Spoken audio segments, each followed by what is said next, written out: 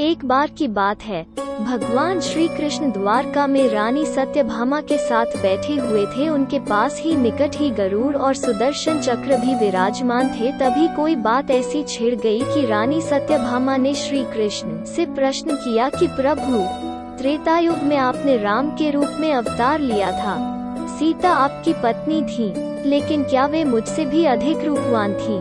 भगवान श्री कृष्ण समझ गए कि रानी सत्यभामा को अपने सुगंधा पर अभिमान हो गया। रानी सत्यभामा की बात समाप्त होते ही गरुड़ बोल पड़े कि भगवान, क्या दुनिया में मुझसे भी ज्यादा तेज गति से कोई उड़ सकता है? इसके बाद सुदर्शन चक्र का भी अहंकार जाग गया और वे भी बोले पड़े कि प्रभु, क्या संसार में मुझसे भी शक्तिशाली कोई है? श्री कृष्ण समझ गए कि इन तीनों को अपने ऊपर अहंकार हो गया है। अब कुछ ऐसी लीला करनी होगी जिससे इन तीनों का अहंकार दूर हो सके। तब भगवान फैसला किया और गरुड़ से बोले कि गरुड़, हनुमान को बुला लाओ। उनसे कहना कि भगवान राम माता सीता के साथ उनकी प्रतीक्षा कर रहे हैं।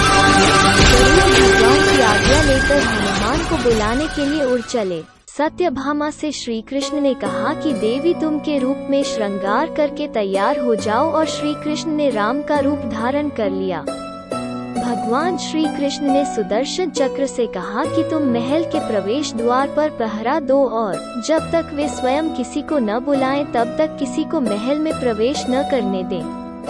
भगवान की आज्ञा लेकर सुदर्शन चक्र प्रवेश द्वार पर बैठ गए। उधर गरुड़ ने हनुमान जी के पास पहुँचे और प्रभु का संदेश सुनाया।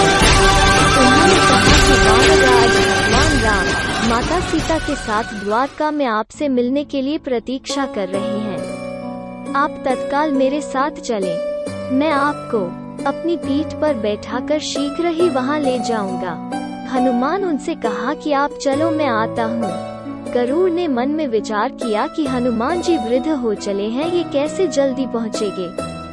हनुमान जी के कहने पर गरुड़ द्वारका के लिए उड़ चले, लेकिन जैसे ही वो महल में दाखिल हुए गरुड़ के होश उड़ गए। उनके सामने हनुमान विराजमान थे, जो उससे पहले ही महल पहुंच गए। यह देखकर गरुड़ का सिर लज्जा से झुक गया।